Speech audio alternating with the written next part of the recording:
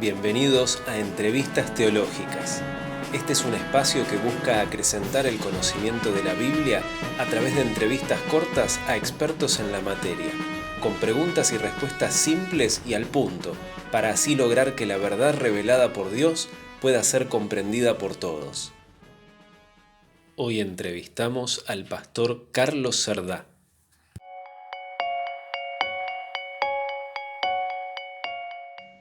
Un saludo muy grande a todos los hermanos del distrito de Moreno y Merlo. Mi nombre es Carlos Cerdá, soy pastor de la Iglesia Adventista.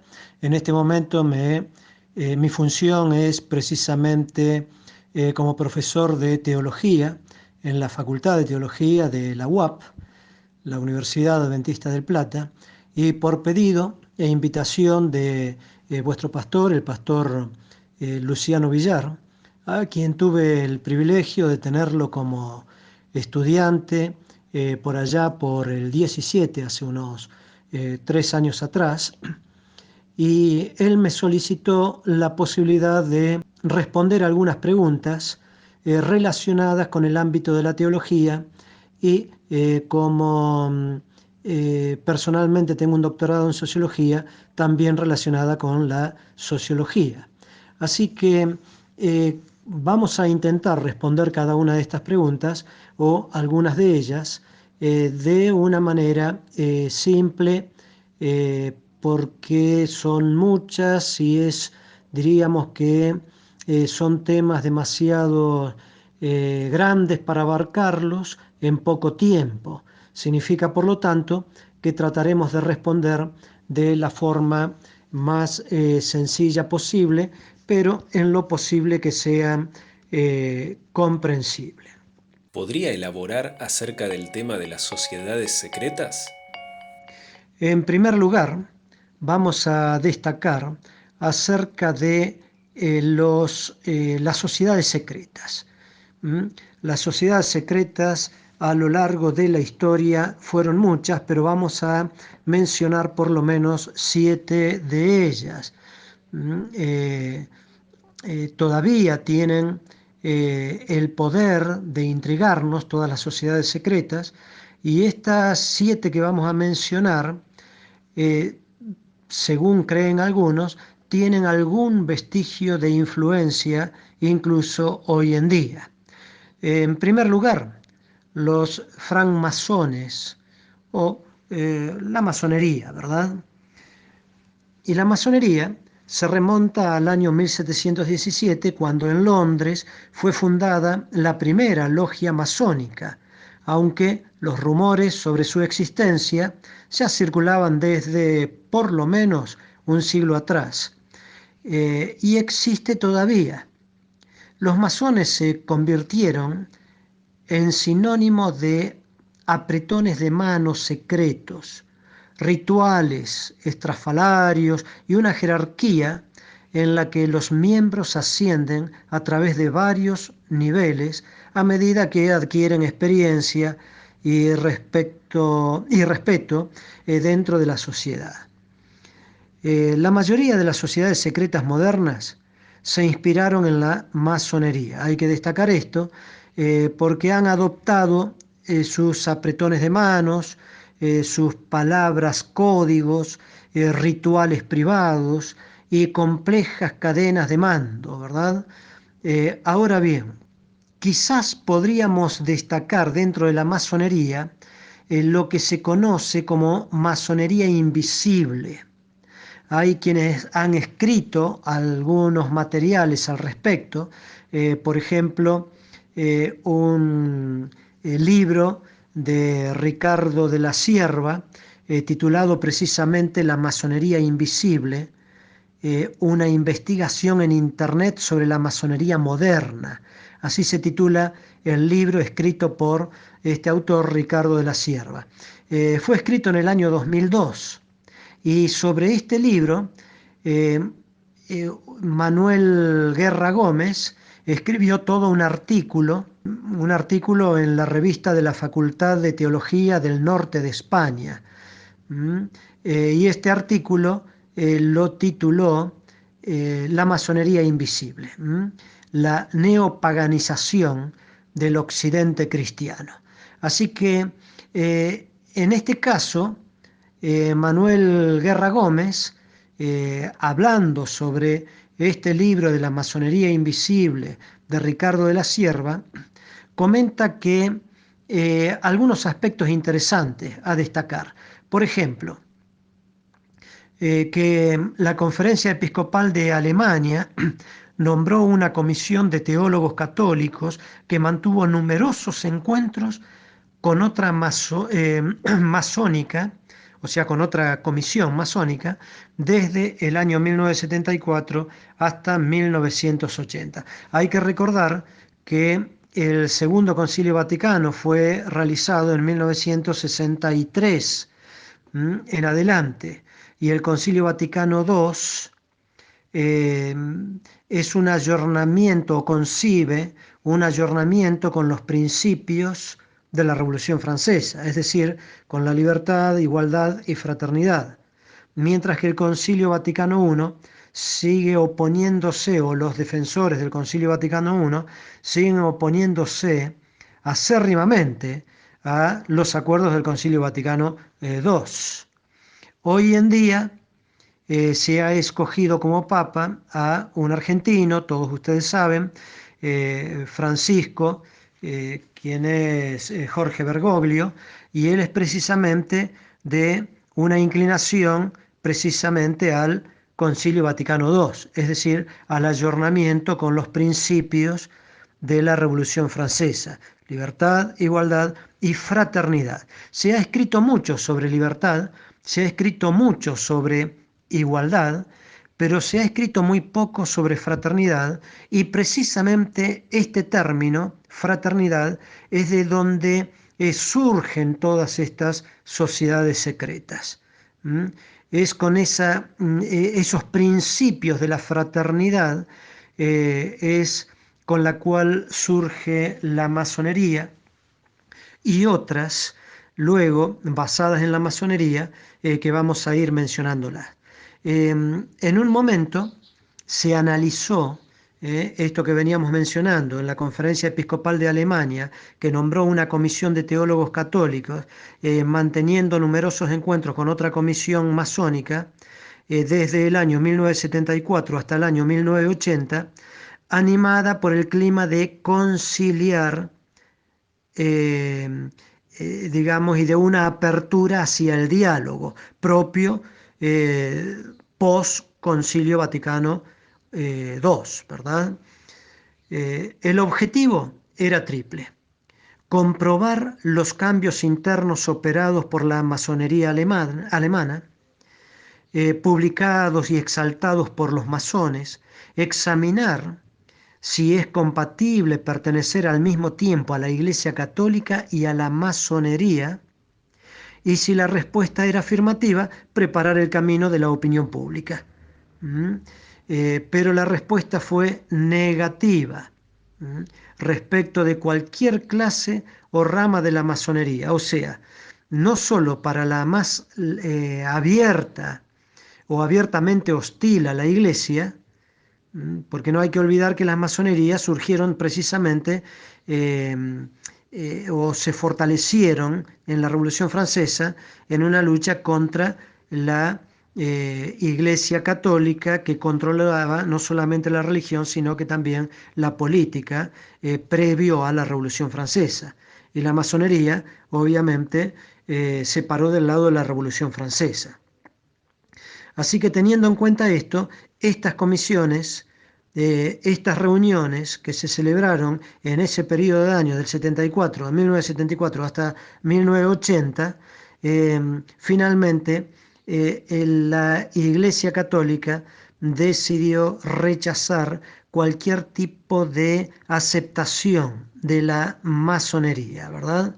Esto es interesante destacar porque hay muchos que hacen hincapié en la actualidad que la masonería y el catolicismo van de la mano. Aparentemente no es tan así. El autor que venimos mencionando se ha adentrado por los vericuetos de la masonería invisible. La desconocía la desconocida, incluso por la mayoría de los mismos masones. Se entiende lo que estamos mencionando. O sea, la masonería invisible es desconocida incluso por la gran mayoría de los masones. El 5% de los masones pertenecen a la masonería invisible, cuyas ramificaciones, más o menos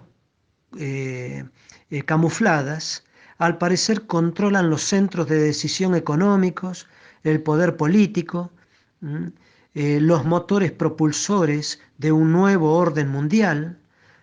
Todo esto es ese 5% de la masonería conocida como masonería invisible. Dada la opacidad, por no decir tenebrosidad, de las realidades masónicas y de sus organizaciones pantalla, así como la ausencia de archivos abiertos y de fuentes documentales garantizadas, parece lógico que a veces se tenga la impresión de lo intuido más que mostrado y demostrado. ¿Qué queremos decir con esto? Que indiscutiblemente eh, todo lo que se menciona acerca de los masones suele ser muchas veces aspectos intuidos a que análisis científicamente probados. ¿Mm? Vamos a destacar, teniendo en cuenta esto del que mencionamos de los masones, una secta que se desprende de los masones, y son los Illuminatis o los Iluminados. ¿Mm? Voy a mencionar algo ahora, pero después vamos a volver con los Illuminatis o los Iluminados. Y decíamos que es una ramificación de los masones que nacida en 1776 y desde sus inicios se han convertido en el enfoque principal de los teóricos de la conspiración, muchos de los cuales le atribuyen sucesos como la derrota de Napoleón, el asesinato de John Fitzgerald Kennedy o el triunfo de las presidenciales de Barack Obama. ¿Mm?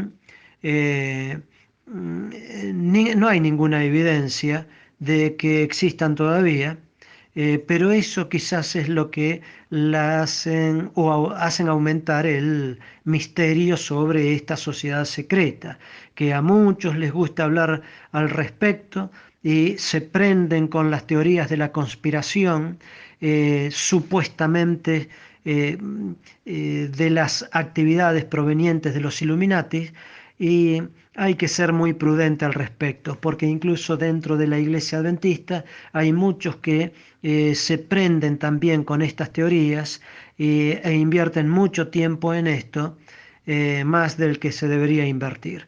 Bueno, examinadlo todo, dice el apóstol Pablo, es bueno conocer un poco al respecto, y entonces vamos a volver a los Illuminati para destacar algunos aspectos más, pero antes vamos a seguir mencionando algunas otras de estas sociedades secretas. Habíamos dicho 7, una tercera, 7 de las más conocidas, ¿verdad? Hay una cantidad enorme de sociedades secretas. Una tercera es llamada Calavera y Huesos. No es muy conocida quizás por la mayoría de nosotros, tal vez sea la menos secreta de las sociedades secretas. Pertenece a la Universidad de Yale, de Connecticut, de Estados Unidos. Fue fundada por William Huntington Russell en 1832. Y la organización cuenta con muchos prominentes jefes de Estado, entre ellos William Howard Taft, George Bush, padre e hijo, líderes de la industria y jefes de las agencias secretas. Entre sus miembros hay muchos de ellos. La sociedad se reúne 2 veces a la semana por rituales que se parecen a los masónicos, pero muchos afirman que la sociedad realmente no es más que una fraternidad universitaria reconocida. Una cuarta sociedad secreta, esta sí es mucho más conocida, son los Rosacruces, que fue fundada a principios del siglo XV por Christian Rosenkrautz. La Orden de Rosacruz eh, pretendía usar las prácticas ocultas de los lugares, para lograr una transformación global. 2 siglos, fíjense ustedes, el proyecto era una misión de un nuevo orden global. 2 siglos más tarde, con las publicaciones de 3 manifiestos, ganaron mucha fama. Y según creen los teóricos de la conspiración, los Rosacruces fundaron a los masones, a los iluminados y al grupo de filósofos de la naturaleza, el Colegio Invisible. También los consideran como la fuerza conductora detrás de cada revolución importante en la historia moderna. Como que los Rosacruces están detrás prácticamente de la mayoría de las sociedades secretas y de la mayoría de los movimientos revolucionarios. Esto según los teóricos de la conspiración.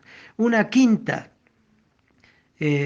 quinta sociedad secreta que queremos mencionar aquí es el Club Bilderberg, que en 1954 las figuras más influyentes del mundo se reunieron en dicho hotel para discutir y planificar la agenda global del siguiente año. Desde entonces han continuado reuniéndose anualmente, pero el contenido de sus conversaciones se mantiene en un secreto celosamente guardado. Técnicamente, Bilderberg no es una sociedad secreta, pero muchos teóricos de la conspiración se preocupan por la influencia que tienen sus reuniones anuales desde la perspectiva política económica. Muy bien, una sexta sociedad secreta, vamos a nombrar a los sabios de Sion. En 1920, un periódico propiedad de Henry Ford, publicó una serie de artículos que reimprimían un documento antisemita llamado Los Protocolos de los Sabios de Sion. El documento fue rápidamente desacreditado como un engaño, pero esos artículos fueron reconocidos en forma de libro titulado El Judío Internacional, que influenció mucho en la expansión mundial del antisemitismo, en particular en la formación de la ideología nazi. Así, Adolf Hitler fue influenciado por el libro y se apropió de muchas de sus ideas. Los teóricos antisemitas todavía creen que los protocolos eran genuinos y que hubo una conspiración judía para dominar el mundo. Entonces, fíjense ustedes qué interesante, ¿verdad? A partir de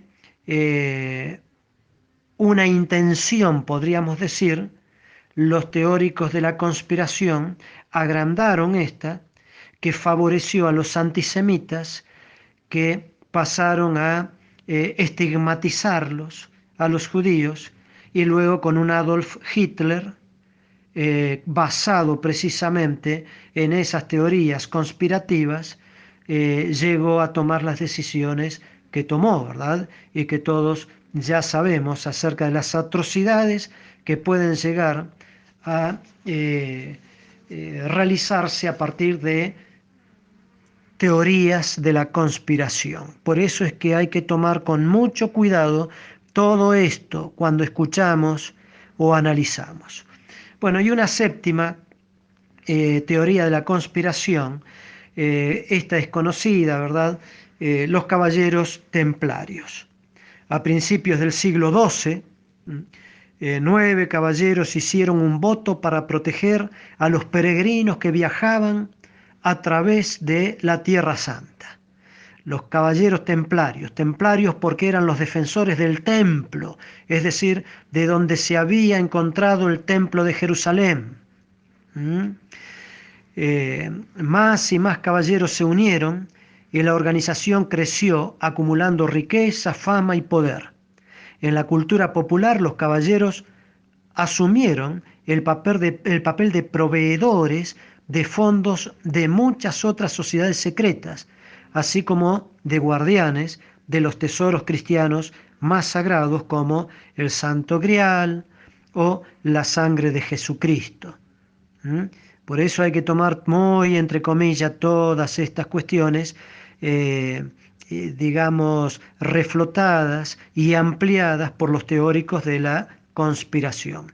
Sin embargo, los miembros de la sociedad, los caballeros templarios, fueron finalmente torturados y ejecutados por el rey francés Felipe IV, los señores feudales y la Iglesia Católica, con lo que a principios del siglo XIV la organización se disolvió totalmente, aunque según los teóricos de la conspiración, vestigios de ellos quedan.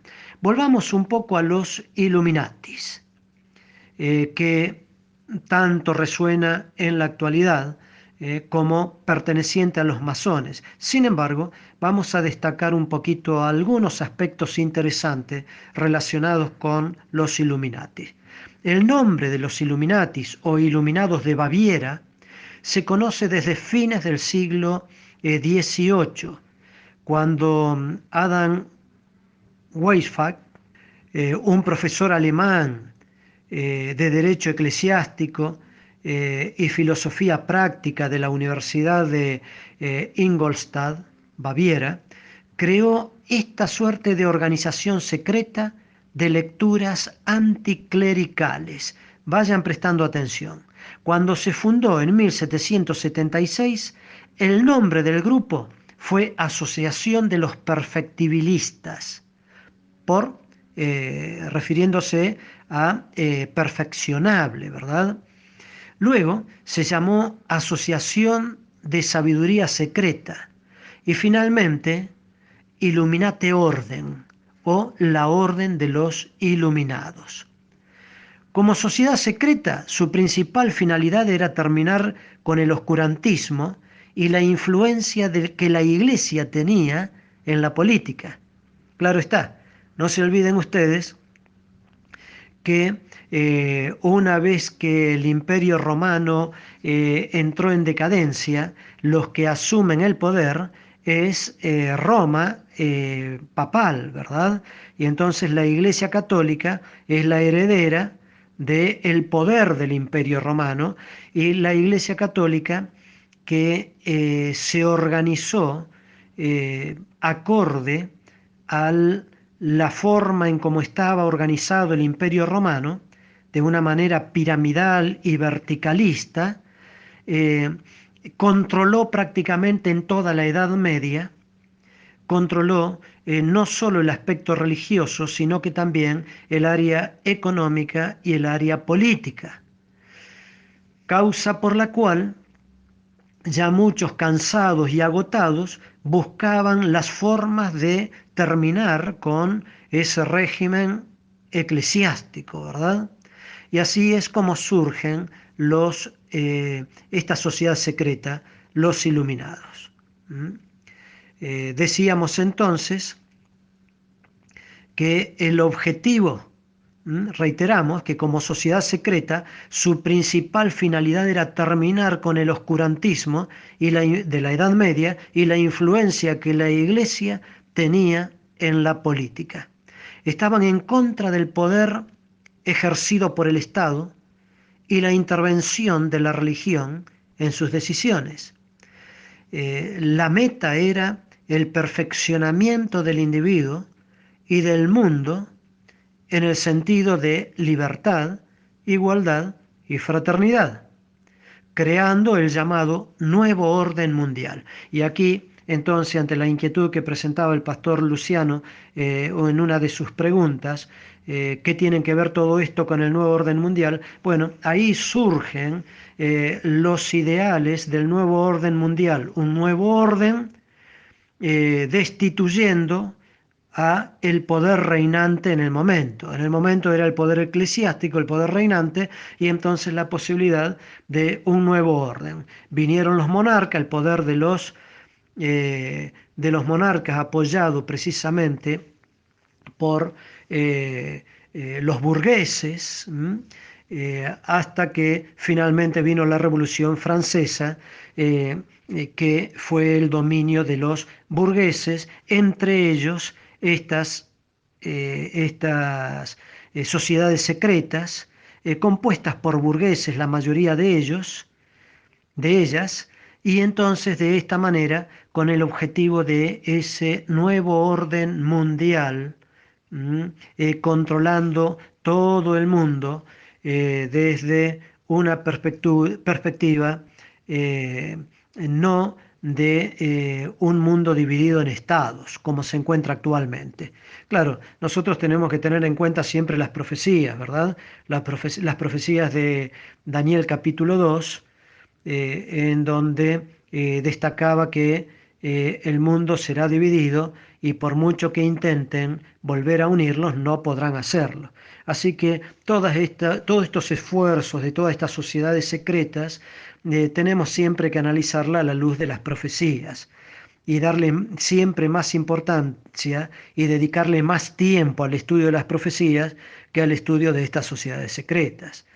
Pero bueno es por lo menos tener una idea acerca de ellas. Algunos de sus manifiestos, estoy hablando de los Illuminatis, enumeran las siguientes metas a largo plazo.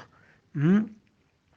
No se olviden, la idea de los Illuminatis era un Estado único y global con una misma moneda y creencias, o sea, la idea de un imperio mundial, ¿verdad? Bueno, veamos algunos de sus manifiestos. Primero, la abolición de la monarquía y de todo gobierno organizado según el antiguo régimen.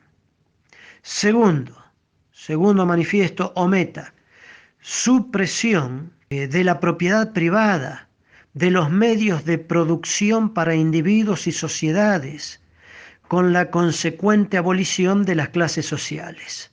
Vayan pensando esto de la abolición de los medios de producción, ¿no es cierto?, y de la supresión de la propiedad privada, como algunos políticos en la actualidad, algunas tendencias, ¿no es cierto?, políticas, apuntan precisamente a esto, ¿verdad? Un tercer manifiesto, abolición de los derechos de herencia en cualquier caso. ¿Mm? Me parece estar escuchando algunos noticieros, ¿verdad?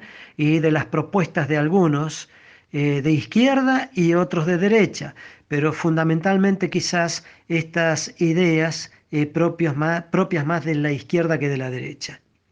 En cuarto lugar, otro manifiesto de los Illuminatis, destrucción del concepto de patrimonio y nacionalismo y sustitución por un gobierno mundial y control internacional. Si hablamos algo de eso. Un quinto manifiesto, abolición del concepto de la familia tradicional y clásica.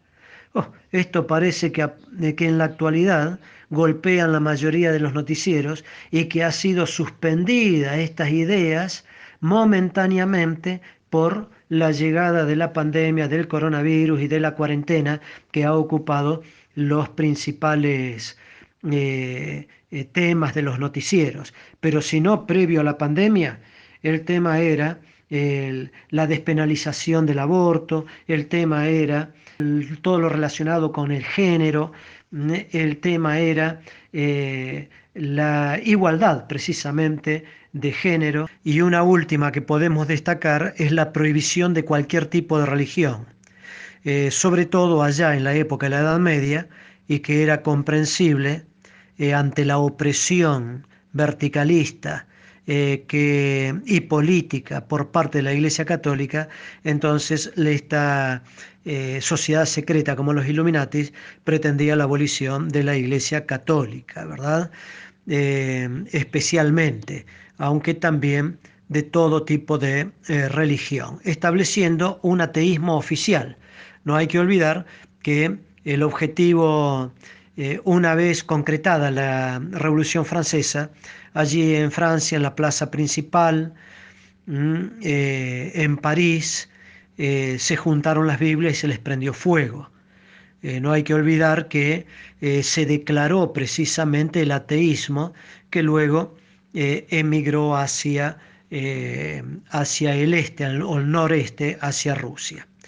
Pero el éxito de esta sociedad secreta de los Illuminatis fue temporal. Los Illuminatis consiguieron infiltrarse en las logias masónicas europeas e intentaron controlarlas ocupando alto rango de poder o altos rangos de poder, muchos de los Illuminatis, pero su florecimiento duró poco. Las asociaciones secretas por entonces habían muchas y estaban en la mira de las autoridades como responsables de asesinatos y revueltas contra el orden tradicional. Y en el año 1784, es decir, a solo 8 años de la creación de la orden, el príncipe Karl Theodor prohibió todas las comunidades, sociedades y fraternidades creadas sin su aprobación señorial. Un año después se prohibió específicamente la orden de los iluminados y la de los masones o francmasones, y comenzaron las persecuciones a sus miembros. La sociedad se disolvió y desapareció, pero surgió algo aún mayor: las leyendas de las operaciones clandestinas de los Illuminatis, que hasta hoy siguen vigentes. Se ha llegado a afirmar que los fundadores de los Estados Unidos eran miembros de la Orden de los Illuminati y que la Reserva Federal, o sea, el Banco Central de Estados Unidos, financia los diferentes objetivos de dominación mundial de las organizaciones. Esta teoría usa entre sus argumentos el sello de los Estados Unidos presentes en el billete de dólar, la pirámide con el ojo que todo lo ve, símbolo asociado con los Illuminati, ¿verdad? Bueno,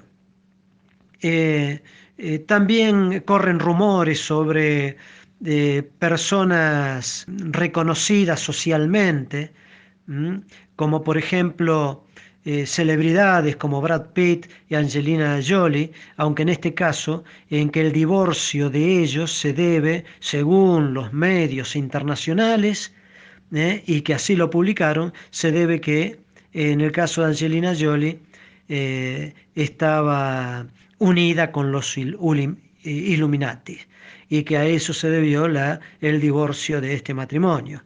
Se menciona también otros como Lady Gaga, Beyoncé y otros, pero también líderes políticos como Barack Obama y la reina de Inglaterra, y hasta incluso en la actualidad se menciona al Papa Francisco. El Papa Francisco, al que se lo asocia también con la teología de la liberación. Y de esta manera tratan de conectar la teología de la liberación con los masones o con los Illuminatis. Sin embargo, ya hemos visto que los masones y los Illuminatis no están unidos o no tienen nada que ver entre ellos, más allá que los Illuminatis pretendieron apoderarse de la sociedad de los masones y no lo lograron. Pero en el caso de teniendo en cuenta que el Papa Francisco se lo asocia con los Illuminati o con los masones y al mismo tiempo con la teología de la liberación, entonces se hace una conexión por lógica de la teología de la liberación con los Illuminati. Pero el asunto no es tan así. El Papa Francisco, en primer lugar, él asevera no pertenecer a la teología de la liberación, rechaza la teología de la liberación y él habla de que su teología es la teología del pueblo. Es muy parecida, tiene rasgos muy parecidos. En el caso de la teología de la liberación tiene como centro al pobre, no a Cristo y la Biblia, sino que al pobre, y de ahí en adelante arma toda su teología echando manos de algunos textos bíblicos para fortalecer toda su construcción teológica, eh, que surgió con un sacerdote católico, teólogo católico llamado Gutiérrez. Pero en el caso de y que es propia de las teologías latinoamericanas, ¿verdad? En el caso de la teología del pueblo, también propia de las teologías latinoamericanas, y tiene su parecido con la teología de la liberación, pero no es la teología de la liberación. Y el Papa asevera que su teología es la teología del pueblo. ¿Mm? Bueno, obviamente no vamos a entrar a analizar esto porque cae de maduro que la nuestra es la teología bíblica. El centro es Cristo y su palabra, ¿verdad? ¿Qué papel cree que juegan las sociedades secretas en el desarrollo de los eventos finales de este mundo? Y para esto yo quisiera que tengamos presente lo que destaca el sociólogo Alejandro Romero de la Universidad de Granada, que es experto en teorías de conspiración. Y él sostiene que en la búsqueda del sentido en medio de grandes crisis, como pestes, recesiones económicas, guerras, han florecido las teorías de la conspiración. Ahora, ¿qué ingredientes debe tener una buena teoría de la conspiración? Bueno, este sociólogo Romero de la Universidad de Granada destaca tres ingredientes. Primero, un chivo expiatorio, un culpable que ya estuviera mal visto. Segundo, atribuir a esa persona o colectivo la responsabilidad sobre una serie de males. Y tercero, para que la teoría funcione debe haber un nosotros, que sean las víctimas. ¿Mm? ¿Se entiende lo que está proponiendo este sociólogo? Está diciendo que fácilmente se puede buscar el echar la culpa a, y eso es lo que hacen los teólogos de los teóricos de la conspiración en la búsqueda de culpables en medios de la crisis que hace perder el sentido de la existencia humana. En lo que respecta a teorías de la conspiración, las hay de todos los gustos. Desde que Bush organizó los atentados de las Torres Gemelas, hasta que la llegada del hombre a la Luna nunca se produjo. Todas son teorías de la investigación que contradicen lo que se menciona, lo que ha sido aceptado por el mundo de la ciencia, ¿verdad? Así que, teniendo en cuenta esto, eh, algunos otros ejemplos. La peste negra, como no se conocía el origen de la propagación del mal, se extendió entre la población que los judíos envenenaban el agua de los pozos para hacer enfermar a la gente. Y por lo tanto, se iniciaba persecución contra los judíos. Otro ejemplo, la gripe española, allí entre 1918 y 1920, que causó millones de muertos. Se atribuyó a un veneno alemán. Claro, acababa de terminar la Primera Guerra Mundial y por lo tanto había que echarle la culpa a los que habían perdido y por lo tanto hicieron el papel de los malos del mundo, ¿verdad? Entonces los alemanes habían echado un veneno en el agua. El SIDA o el HIV o el ébola fueron creados en laboratorios para exterminar a determinados grupos. Era la teoría de la conspiración. Los Illuminati, la élite internacional que viene dominando el mundo desde la Revolución Francesa. Es lo que se piensa, aunque esta élite solamente duró un periodo de 8 años o tuvo un periodo de 8 años de existencia. A nivel colectivo, creemos teorías que refuerzan nuestras ideologías e identidades culturales. sostiene este sociólogo de la Universidad de Granada.